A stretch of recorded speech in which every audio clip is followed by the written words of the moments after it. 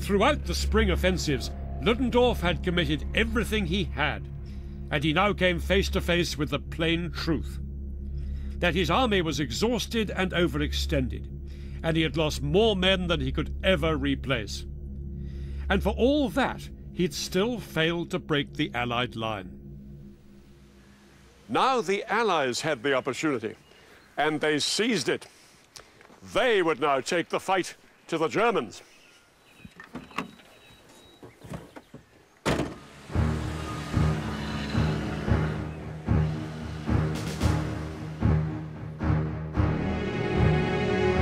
The Allied attempt to break through on the Western Front would be led by a British general, Sir Henry Rawlinson. Rawlinson had been the commander at the Battle of the Somme back in 1916, where 58,000 British soldiers had been lost in one day. This would be his chance to prove he'd learnt the lessons of past battles. The Allies now came up with a plan for a counter-offensive that was one of the most significant initiatives of the war. It was to be a milestone in military history. The idea came in July 1918 at a conference of Allied generals, which offered him a chance to redeem his reputation. His men controlled the ground east of Amiens, where Ludendorff had now thinned out his troops, presenting Rawlinson with a perfect spot for a breakthrough. What Rawlinson came up with was an imaginative and radical new strategy. He would concentrate a force of around 350,000 troops along a 17-mile front. This force would massively outnumber the Germans facing them. North of the River Somme, in this hilly country, was the British III Corps. Below them, the Australians. On the other side of this railway line, the Canadians. And next to them, the French.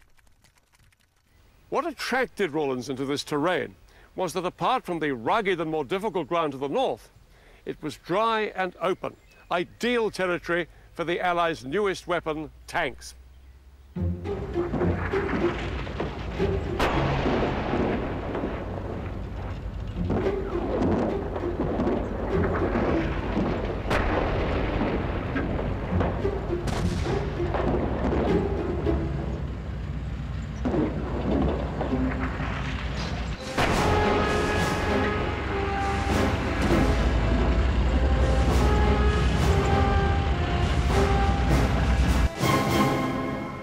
Today, tanks and armoured vehicles are one of the most important weapon systems in a modern army.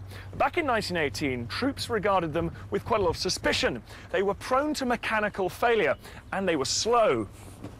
Their top speed was about 4 miles per hour, and this made them vulnerable to enemy artillery fire.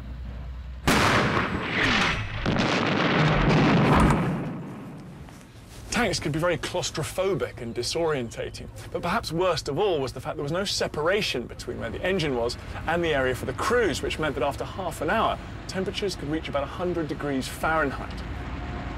Not only did the men frequently suffer from burns, but more crewmen died from carbon monoxide poisoning than were killed by enemy action.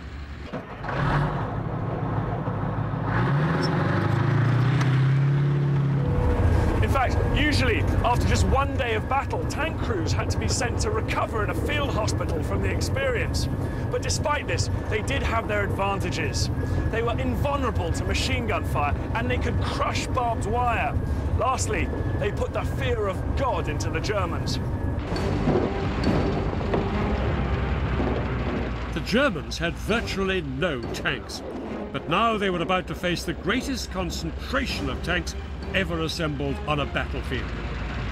But tanks were only part of Rawlinson's grand design. The Battle of Amiens would use all the resources he had, working closely together, just as they do today.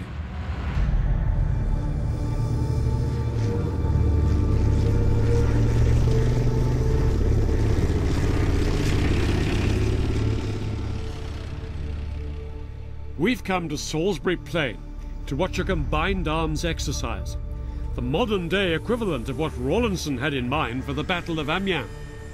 One of the main roles of the tank, and I don't think it's really changed, is actually to help protect the infantry and deliver them onto the enemy position in good order. And that's something the tank does very well indeed. Both tanks and infantry are supported by the big guns of the artillery.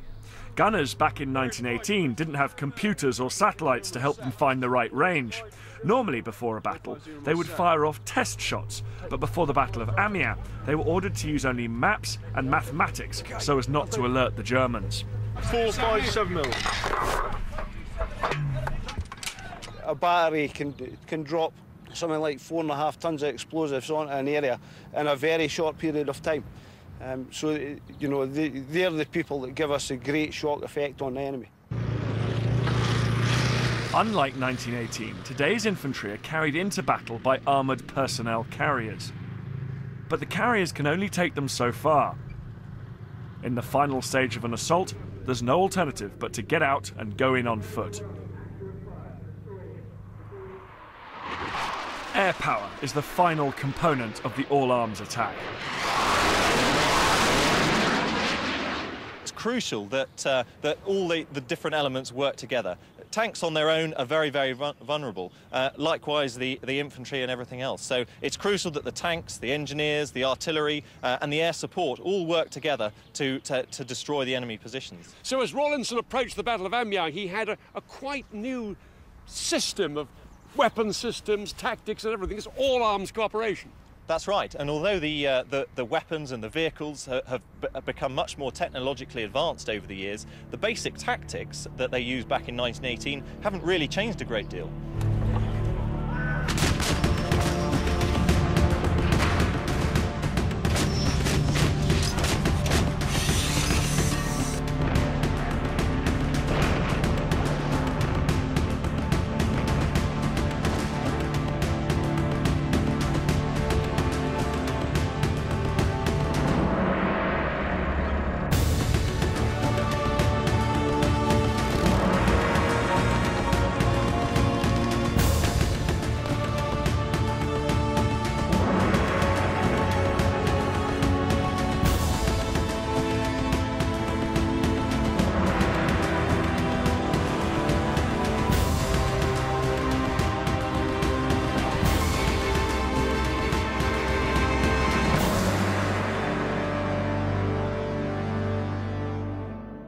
Isn't it amazing how everyone we've talked to today has kept saying what we're seeing today it began back in 1918. It's extraordinary. All their tactics are really date back from then. And you consider that 2 years before 1918, it was still just a bunch of riflemen lining up in a line and walking towards the enemy trenches. It's amazing how much change happened in those 2 years. And what's so impressive, we've seen all arms working together. Aircraft, tanks, infantry, combining to overwhelm the enemy.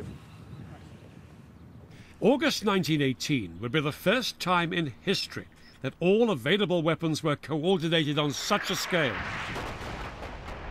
To a meticulous timetable, the guns would create a curtain of fire that would move forward 100 metres every 3 minutes, wiping out many German defensive positions.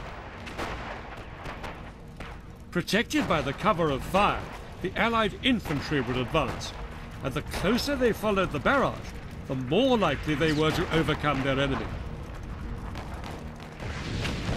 When infantry found themselves up against stiff opposition, they would call in the tanks to overrun German positions. They had lighter tanks too, called Whippets. They were twice as fast as the heavy tanks and could look for gaps in the enemy lines through which they could drive and cause havoc.